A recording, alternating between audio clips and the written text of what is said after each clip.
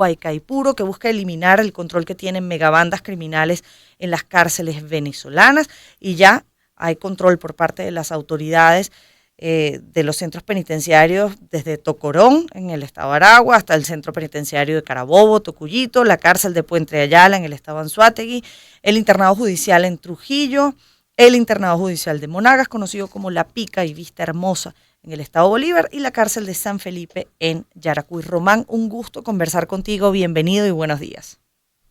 Bueno, muy buenos días y gracias por la invitación. ¿Cómo surge la operación Gran Cacique Guaycaipuro? ¿Por qué en este momento y no antes? Bueno, mira, esta operación, por más de que sea criticada y por más que en efecto haya sido un poquito tardía, porque ya se esperaba que se hubiese hecho muchos años atrás, se da en este momento porque, bueno, primero ya lograron como que conversar con los pranes, lograron llegar a acuerdos para una entrega pacífica y así evitar una masacre. Y si se hubiese realizado años atrás sin este tipo de diálogo, por así decirlo, entre estos pranes que llevaban los controles de las cárceles y las prisiones, simplemente hubiese sido, mira, una cantidad innumerable de víctimas en esos centros penitenciarios. Entonces, bueno, a pesar de todo lo que se tardó, se puede decir que, bueno, finalmente se acabó estos centros de operaciones criminales que tenían estos sujetos desde las prisiones. Román, ¿qué se ha conseguido en estos centros penitenciarios una vez las autoridades toman control de ellos? Mira, bueno, se ha conseguido desde armamento de guerra hasta unas instalaciones que eran como un resort para unos sujetos que estaban privados de libertad y pagando una pena. Por ejemplo, en Tocorón se consiguieron zoológicos, se consiguió una discoteca, bancos, como un mini centro comercial. En Tocuyito también consiguieron armamento de guerra, consiguieron también instalaciones para esparcimiento de los privados de libertad, y no ese tipo de esparcimiento o esas instalaciones que necesita un privado de libertad para posteriormente ser insertado a la sociedad, reinsertado. Simplemente son instalaciones que usaban para ocio, para ellos lucrarse, para seguir cometiendo delitos y, bueno, para seguir con su mundo delictivo. Román, ¿qué pasa con los reclusos que han sido trasladados de sus centros penitenciarios? ¿A dónde van? ¿Dónde meten a tanta gente? Bueno, ahorita lo que es el penal de Tocorón, o sea, la cárcel de Tocorón está siendo remodelada y todos los privados de libertad que trasladaron a otros centros penitenciarios, como se pueden decir desde calabozos policiales, calabozos de las policías de varios estados, también se trasladaron a otras cárceles que están bajo régimen ya penitenciario, que no tienen la presencia de un PRAN, sino que están bajo el régimen, bajo control del Estado. Todos fueron trasladados y ahorita se está presentando una situación de hacinamiento. Ya de por sí había hacinamiento en muchos calabozos y, bueno, ahorita se intensificó un poco, pero es algo temporal mientras terminan de acomodar la cárcel de Tocorón y el resto de las prisiones que ya tomaron y acondicionarlas para ingresar nuevamente al régimen penitenciario, como ya están muchas cárceles. ¿Pasarán todas a la figura de régimen penitenciario? Sí, totalmente. O sea, todas y todas estarán bajo el control del Estado, así lo informó el ministro Ceballos. Esperemos que nuevamente no se vuelvan a salir de control las prisiones, que terminen bajo un pranato o bajo grupos delictivos que simplemente quieren seguir atormentando a la sociedad desde las prisiones. Román, cuando describes lo que allí se consiguió y cómo estas cárceles estaban bajo prácticamente la autoridad, la figura de un PRAN, es difícil pensar que esto haya ocurrido sin complicidad, por lo menos de los custodios de ese recinto. ¿Qué se está haciendo estructuralmente para evitar que eso ocurra y además para responsabilizar a quienes permitieron que eso ocurriera? Bueno, las autoridades están realizando las investigaciones en cuanto a las direcciones y a las coordinaciones que habían en esos penales al momento de la creación de los pranatos. Por ejemplo, en Tocorón, lo que fue el coordinador y el director de la prisión se encuentran investigados y están detenidos en estos momentos, desde el 20 de septiembre que tomaron la cárcel de Tocorón.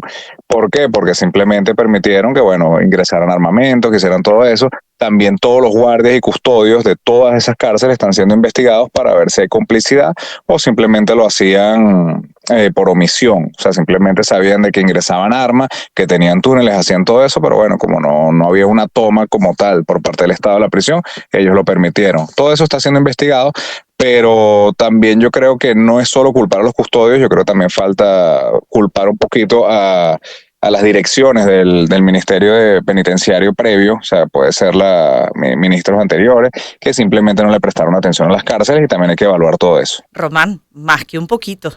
Ahora, ¿qué pasa con esos procesos judiciales que tienen los reclusos? Porque se habla mucho del retraso judicial de personas que tienen años esperando incluso que avance su proceso en tribunales y que se dificulta por cosas incluso de logística, de estar en un centro penitenciario que está alejado de donde está su caso. Bueno, el caso de las cárceles, todos los privados de libertad que se encontraban en Tocuyito, Tocorón, en La Pica, en todas estas cárceles ya eran sentenciados y ya habían pasado su proceso de juicio. Ellos podrían haber estado intentando una apelación, otras cosas, pero ya estaban condenados.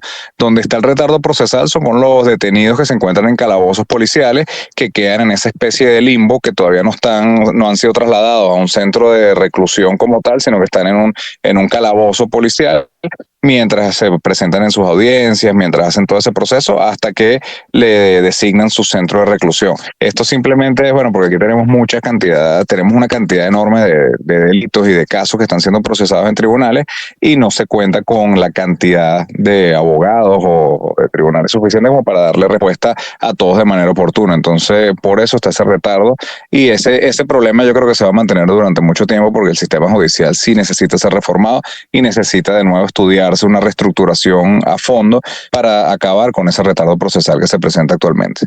Cuando hablas de esa remodelación o reestructuración de las instalaciones de Tocorón, ¿cuánto tiempo se prevé que demoren? Porque hablas del hacinamiento en este momento, cuando toda esa población reclusa está en otros centros penitenciarios hasta esperar estas refacciones.